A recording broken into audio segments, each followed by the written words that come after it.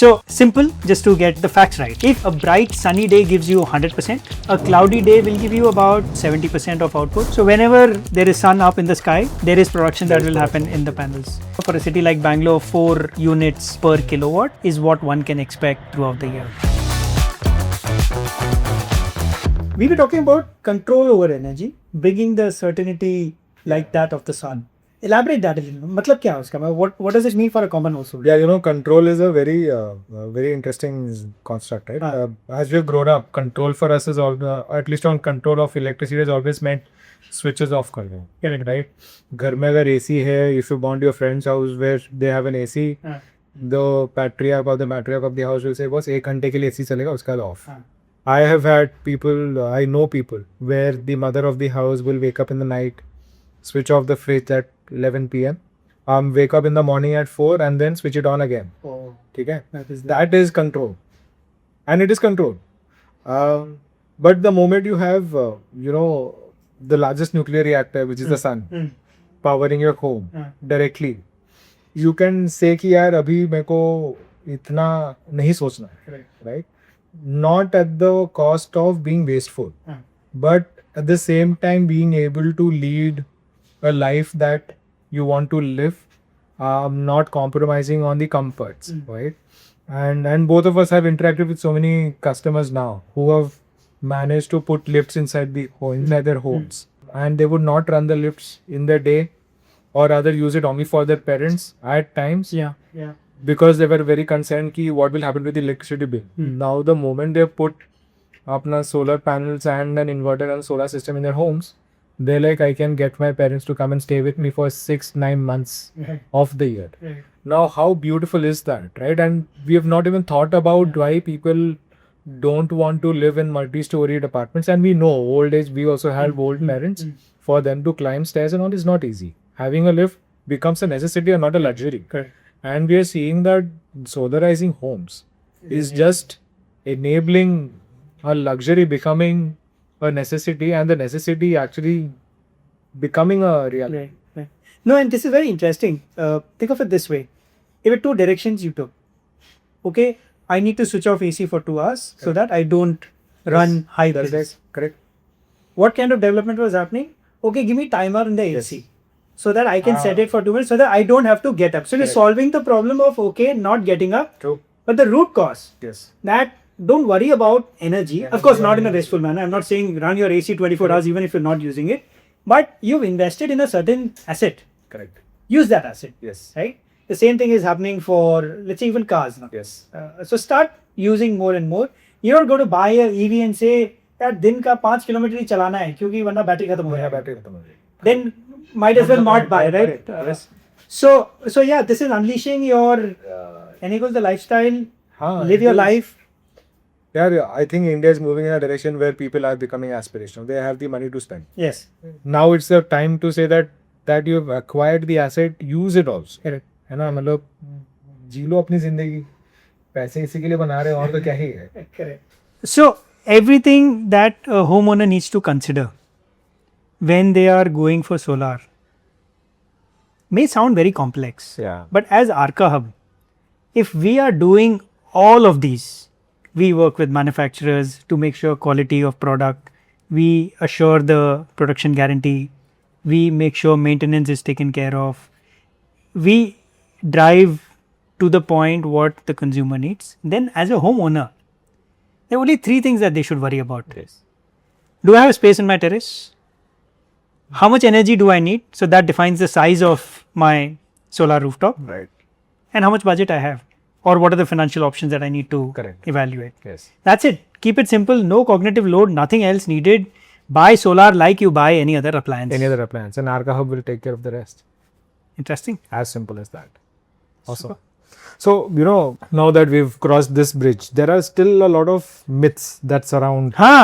We come across a lot of interesting ones. And we should maybe discuss it. We've had cases where a customer has come up to us and asked how to think about radiation. Radiation aata hai kya under the panels? Yes, if you sit under the solar rooftop. Answer is very clear. There is no radiation. It is very safe to be seated under the panels. In fact, there are customers who've created beautiful gazebo structures It's like a sit out that you have. Your entire terrace space is also used. So this setup enables you to do that, and of course you're seated under, so there is no radiation as well. The other question that comes up is cloudy day mein production hoga kya? This is classic. Yeah, and especially we are in Bangalore right now. Yes. Most conversations that I have been having with customers have been around cloudy days. कभी बारिश हो रही है, कभी अच्छा ऐसे दिन में आएगा क्या? So simple, just to get the facts right? If a bright sunny day gives you 100%, a cloudy day will give you about, there's a degradation in performance, will give you about 70% of output. A rainy cloudy day will probably give you about 50%. But what the panels need is sunlight, and even in a cloudy day there is sunlight that is coming in. So whenever there is sun up in the sky, there is production that will happen in the panels. These average out over a year. There are sometimes bright sunny days, there are sometimes cloudy days, but over the year, what we mentioned, for a city like Bangalore, 4 units per kilowatt is what one can expect throughout the year. And with these 4 units that get generated, let's say on a daily basis, how should one think about the economic benefits of it? The ROI बैठता है क्या? तो ROI तो देखो payback ना, it's very simple. Let's say we take Bangalore. Okay, Bangalore we paying about 7 rupees including taxes. So if you install, let's say 3 kilowatt, which you get with subsidy, the total cost for you will be somewhere in the zone of let's say 2.1, 2.2. Okay, with subsidy you are technically investing 1.4 lakhs. Yes. You invested 1.4 lakhs. What you're saving is a 3 kilowatt will give you about 360 units. Okay, even if you take 350 units, what you have saved is about 2,500 rupee a month, right? Which is about 30,000 a year. So 4 years, right? 4.5 years, depending on the financing options, etc. that you take, you're getting your money back. So that's the payback. This payback used to be 10 years, right? Long time back. It is now 4.5 years. And after that, the asset life is still there for 25, 30 years. That's right. So that's the economic. You spoke about subsidies. We're dealing with the central government, we're dealing with different governments, and we've seen in the past that subsidies don't come through. What is the guarantee कि यार यहाँ पे भी है ना subsidy आ जाएगी? See, this is a myth, and I think beautifully what has happened in our country is the way the digital infrastructure has been set up for all government purposes, right? So the central subsidy comes in directly into your account within 4 weeks. In fact, for some customers we've seen coming in 7 days as well, right? Obviously your documentation need to be proper. You need to have the local DISCOM approval going in, and once all of that is set in, the central government subsidy, it's been fairly streamlined process. Right. Even for the local DISCOMs, the because of the net metering, there's a benefit, and if you're exporting excess, you get that money. We've seen that mentioned even in the bills of the local DISCOM to say, hey, you know what, the DISCOM owes you this much. It'll be mentioned in the bill. So there is no ambiguity around whether they want to pay you or not. You're getting it in writing. So that payment is coming your way as well. Sure. Now currently I have one AC. Okay. I think summer time I will need at least 2 more. Will the solar system take care of this, or do I need to think of it differently, or will my bill be where it is today? So there are and this is a good question, because people confuse between what is the load that they want versus what is the energy consumption that they have. A solar rooftop will solve for your energy consumption because you have net metering benefit, right? So whether you run 4 ACs for 1 hour or you run 1 AC for 4 hours, it's the same. The total energy that you consume is what the solar rooftop is solving for. Right. But if you want to run 4 ACs simultaneously, there's a peak load, and that's the sanction load which you need to work with DISCOM. So separate the 2 out to say what is your total energy consumption for the month, and that's the net metering benefit that you will get from solar. Got it. But otherwise all appliances will work.